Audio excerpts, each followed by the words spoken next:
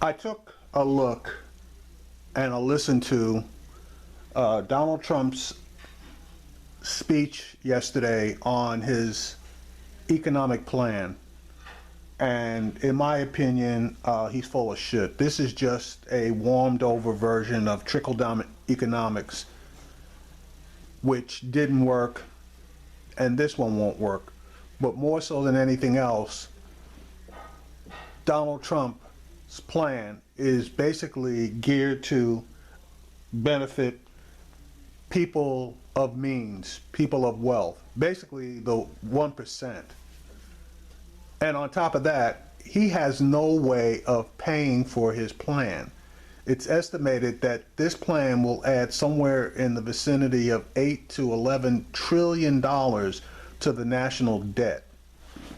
Now, I'm going to play this clip from News One, where you have an economist who is going to basically shoot holes in the plan, and then you're going to have this black Republican who is not an economist, who's basically going to try to defend the plan. All I'm going to say, well, not all that I'm going to say, but I'm going to point you to one example in particular that is an actual example of this plan being put into work and the results. That example is the state of Kansas. You have a governor who was elected and then surprisingly re-elected that instituted this type of a plan for the state of Kansas. What he did was, when he got elected, and with the help of his Republican-controlled legislature, he went in and cut taxes. He cut taxes on basically businesses and high-income earners. His theory was that with the state tax rates being so low, that it would attract numerous businesses to come into the state of Kansas, and thereby increasing the amount of tax revenue from these businesses. Okay, well, guess what? That didn't work. Number one, not only did he not attract any new businesses, but number two, the existing businesses in the state of Kansas, instead of them reinvesting the amount of tax savings into their businesses, they ended up sitting on them. They ended up investing them elsewhere, so that it did not benefit the economy of Kansas. What happened then? They had to start making budget cuts because of the shortfall in revenues. They started cutting everything from social services to finally having to make cuts in the educational budgets for the state of Kansas. Now, the people of Kansas, were stupid enough to re-elect this guy. And when he started making cuts in the educational budgets, that's when they finally had to revolt. Because the people of Kansas will put up with a lot of stuff. They really didn't give a shit about poor people, people that were down on their luck and had to survive based on programs like SNAP, welfare, etc. Those programs were severely impacted and cut. But when they started cutting the educational budgets, they went crazy. They went crazy because one thing about the majority of people in Kansas, they truly value education. It got so bad that people in the Kansas City, Kansas area, which is right across the border from Missouri, started sending their kids to schools on the other side of the border in Missouri. They were setting up residences in Missouri so that they could legally send their kids to schools that were much better educationally. Now, everybody wasn't able to do that, and there were several court cases where people in Kansas were being sued because they were not legally allowed to send their kids to the schools in Missouri. Finally, the state legislature had to bite the bullet, and they had to go back up on the taxes that they had previously cut 4 years prior. Anyway, let me play this clip from News One Now so that you can see some of the stupidity that these Republican use in order to try to justify tax cuts to the rich. And again, when they get those cuts, more times than not, they'll either shoot that money out to their shareholders, or they'll basically just sit on it or push it offshore if they're large enough in order to shield the increases. And I don't know if they're saving it for a rainy day, but they're damn sure not reinvesting it in their companies to the level that they should have or should have. In the race for the White House, Donald Trump finally releases his economic plan, but Democratic presidential candidate Hillary Clinton is poking holes in his ideas. Donald Trump says his tax plan and jobs plan is the plan of an outsider with new ideas. He outlined his proposal to a crowd gathered in Detroit. Female protesters interrupted Trump at least 14 times, calling out his treatment of women as security escorted them outside of the venue. In between the outburst, Trump explained his plan. He wants to reshape America's tax system and reduce the number of income brackets to 3. The businessman also promised to cut the tax rate on the rich to 33%. He wants to make child care tax deductible, and as well as the estate tax, and cap corporate taxes at 15%. Trump would also like to redo the North American Free Trade Agreement with Mexico and reject the Trans-Pacific Partnership, also known as TPP. Critics immediately gave the plan a thumbs down. Analysts say the plan adds at least $8 trillion to the national debt and would probably hurt the economy and significantly kill jobs. Clinton strongly opposes the plan, saying it would only benefit the rich. However, Trump says his plan can revive a stagnant U.S. economy. I am proposing an across-the-board income tax reduction, especially for middle-income Americans. This will lead to millions of new and really good-paying jobs. The rich will pay their fair share, but no one will pay so much that it destroys jobs or undermines our ability as a nation to compete. They tried to make his old, tired ideas sound new, but here's what we all know, because we heard it again. His tax plans will give super big tax breaks to large corporations and the really wealthy, just like him and the guys who wrote the speech, right? So let's take a step back and discuss Trump's plan. Joining me in the studio today is Dr. William Spriggs. He's the chief economist for the AFL-CIO. Also here on today's panel is Will Jawando, a former White House official for the Obama administration. Angela Peoples is the co-director of Get Equal, and John Burnett. He's the author and a strategic advisor for the New York Republican State Committee. So, Bill, what's the real skinny on Trump's plan? Well, this is sort of George W. Bush's tax plan rehashed. You can think of it as George Bush doubled. And we know what that experiment got us. Absolutely nothing. We've run this experiment for 30-some years. We know that trickle-down doesn't work. So what we're essentially doing is cutting a huge hole in the federal budget.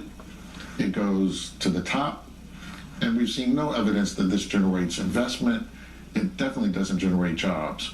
So when you look at it over the time George W. Bush was president, you see that. We had a very mild recession in terms of the number of jobs lost, the length of the downturn, the loss of GDP. But it took him 5 years to get back the jobs lost in that downturn. President Obama regained those number of jobs plus some in a much shorter period. So it doesn't work. It just exacerbates inequality, and the current number one problem we have with growth is inequality. When you look at our failure to have a full recovery in residential housing, it's driven by inequality. Builders are building homes for the rich, but we don't get affordable housing. So we have young people who should be forming families and buying homes, not being able to afford homes. College tuition is driven by inequality. So we see college tuition rising above what the middle class can afford, and we see indebtedness for young people. That's stymieing growth. So a plan that exacerbates growth, that feeds into an old line that we know doesn't work, give it to the rich, and the rest of us will sit around and wait and hope and pray that they'll give us some crumbs. We know that doesn't happen. But he's also talking about balancing it with these trade deals, doing away with them. What do you think will be the outcome of all of that? Well, I mean, first, Bill's exactly right. He couldn't have said it better.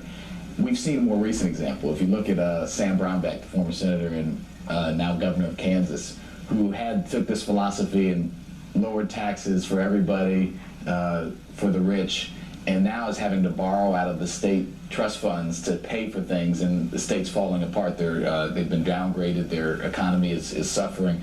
And so you've seen this not work time and time again. So the fact that we would go there. Then he takes something that I personally care about, child care tax credits, but the way he's proposing it will really help middle income and higher income folks.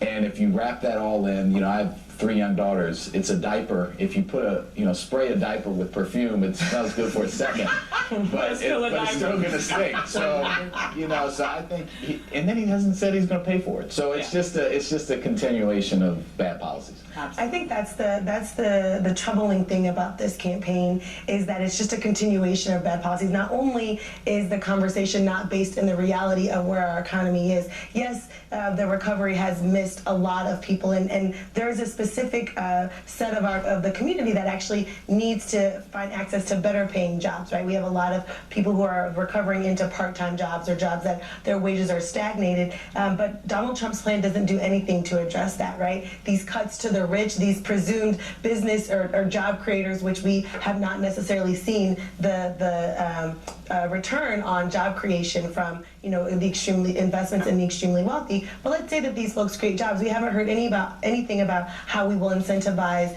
job creation that's quality jobs, right? That's with wages that are not just minimum, but actually living wages. And so I think that the Donald Trump's plan, like most of his campaign, is just a revision of old ideas, and is actually not based in the reality and the needs of people in this economy. As Bill said, thinking about folks in my generation, our inability to buy a home, to even move our lives forward, economically or financially, it is very much due to the impact of our debt and the comparison of our wages. And thinking about where any of that opportunity, where anything to address that exists in Donald Trump's plan. And I think also Hillary Clinton needs to lean more into how she's going to address the over-indebtedness of the generation that's coming into its own and raising families. But again, there's just a lot of missing pieces here. Absolutely. So what are you thinking about this? Are you happy to see that he switched from his original plan, which all of a sudden, poof, disappeared overnight? Well, I'm glad I can balance out the panel.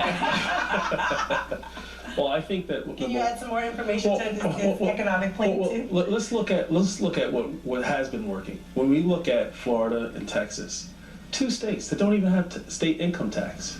But if you back out the jobs that Texas actually generates, and we're not only talking about oil, we're talking about technology, healthcare, biotechnology, things of that nature, they experience a huge economic boom.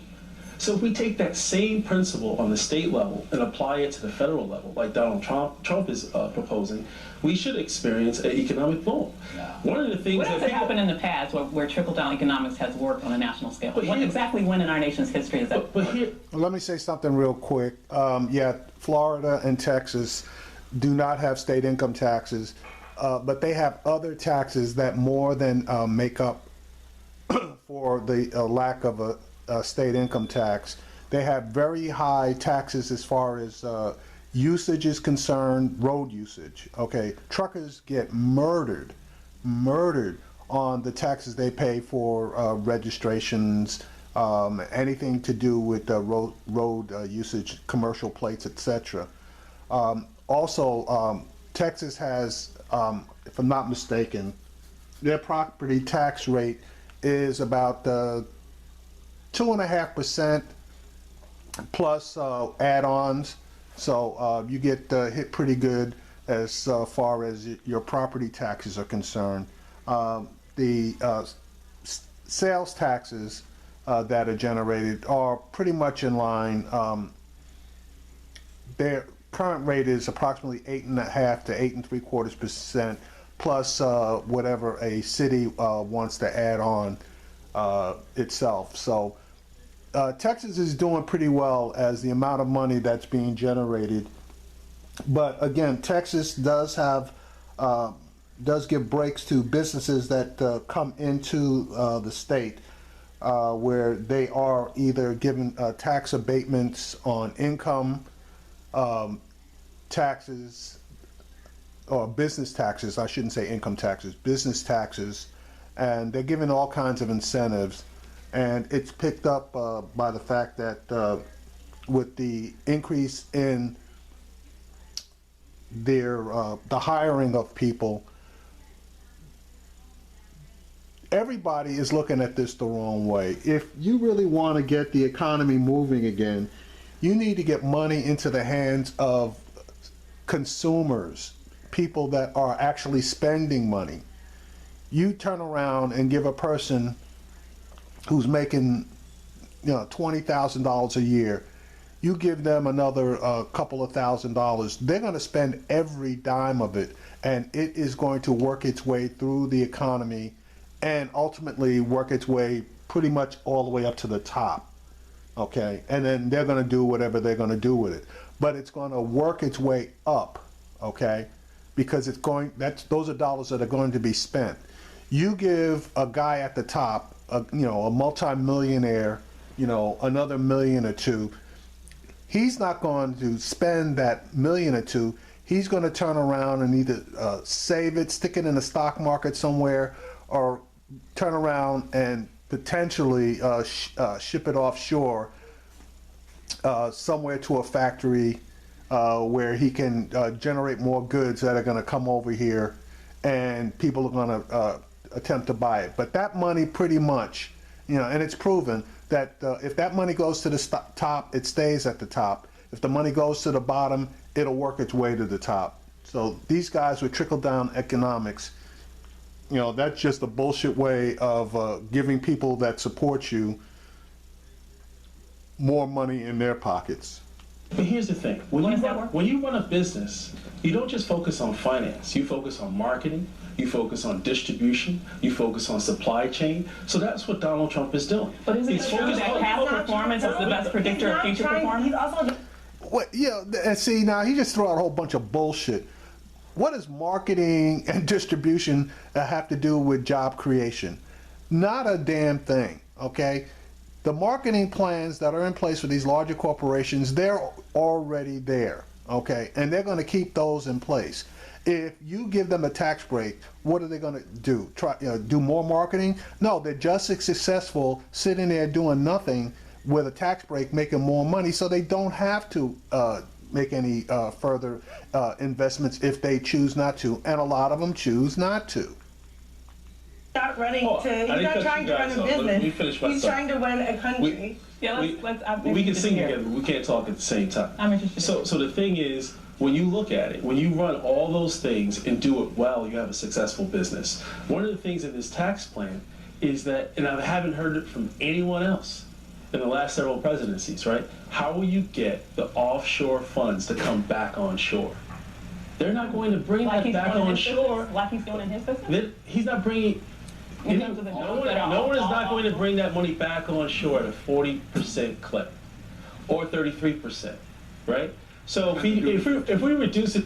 Okay, that money that is offshore, kiss that money goodbye. That money is not coming back here, because if you reduce the amount of tax that has to be paid to bring offshore money back, which is what they're going to say in this clip, all that's going to happen is the countries that where that money's being maintained, they're just going to reduce their rates, lower 5%, the countries that have it, they're not willing to lose it.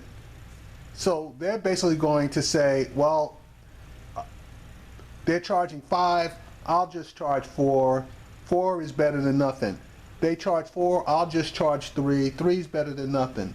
They charge 3, I'll charge 2. It goes all the way down to the point where they may not even end up charging any tax on housing that money, because just the fact that the money is there and available to be used is a plus for a lot of these smaller countries. So that argument is bullshit. That money is not coming back here. The only way you're going to end up getting that money back here is to audit these guys, create a tax law that says any money that's held offshore is going to be taxed as though it were here.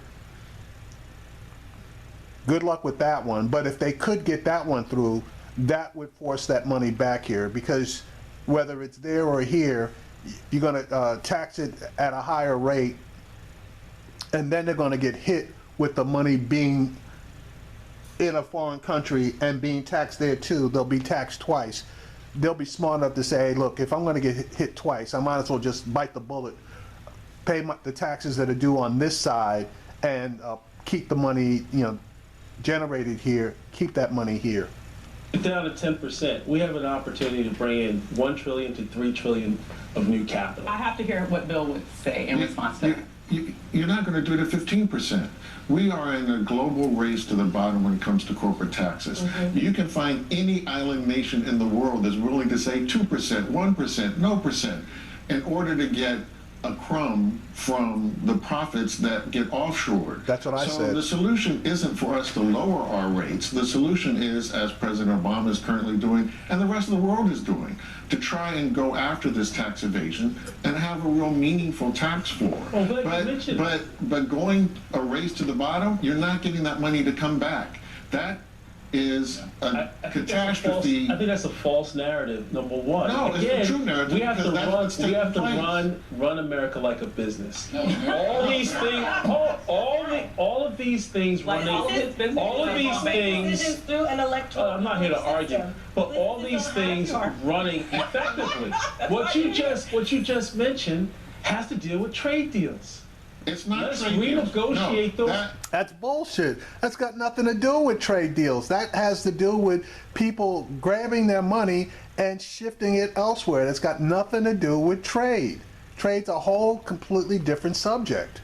Type of trade deals with those countries. That part isn't from trade deals. That part is from a belief that if you lower corporate taxes, that somehow or another the money will flow to you. Foreign companies will adjust. U.S. companies are parking their money wherever they can find a low tax rate. Exactly. This is a race to the bottom. So saying the United States is going to fight that fight by saying we're going to go down to 15%. Look, the rising share of GDP is in profit. It's not to workers. That's part of the inequality problem. So the rising share of GDP goes to profits. The falling share of tax revenue is coming from profits. So this formula is, we're going to do a race to the bottom. We're going to outrace Ireland. We're going to outrace the Channel Islands. We're going to outrace Bermuda.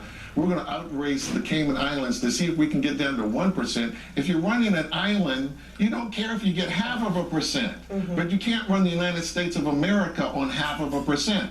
This is not a race we can engage in and win. It's a race. You can't do that trade unless you have a certain trade bill. You mentioned trade. So his trade plans are to start a trade war with China and other big countries, which economists say will bring us into a global recession.